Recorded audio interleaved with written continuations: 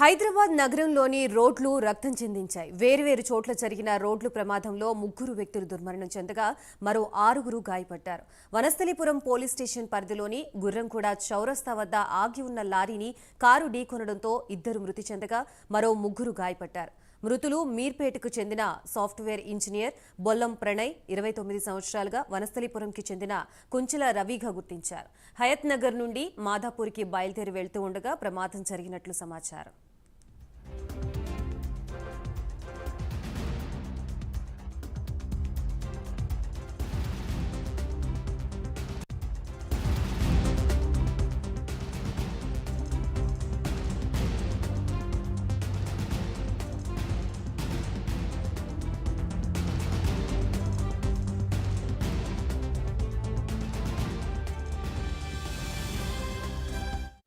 అలాగే ఎల్బీ నగర్లో ఆగి ఉన్న లారీని కారు బలంగా ఢీకొట్టింది. దీంతో కారులో ఉన్న నలుగురిలో హయత్ నగర్కి చెందిన ముగ్గయ్య అనే వ్యక్తి అక్కడికక్కడే మృతి చెందగా మరో 3కి తీవ్ర గాయాలయ్యాయి. ప్రమాదం వల్ల ఈ ప్రాంతంలో భారీగా ట్రాఫిక్ జామ్ అయింది. పోలీసులు హుటాహుటిన ప్రమాద స్థలానికి చేరుకుని గాయపడిన వారిని ఆసుపత్రికి తరలించారు. అలాగే రోడ్డుపై అడ్డంగా పడిపోయిన కారుని పక్కకు తీసి ట్రాఫిక్ క్లియర్ చేశారు. ప్రమాదంలో గాయపడిన వారి పరిస్థితి విషమంగా ఉన్నట్లు సమాచారం.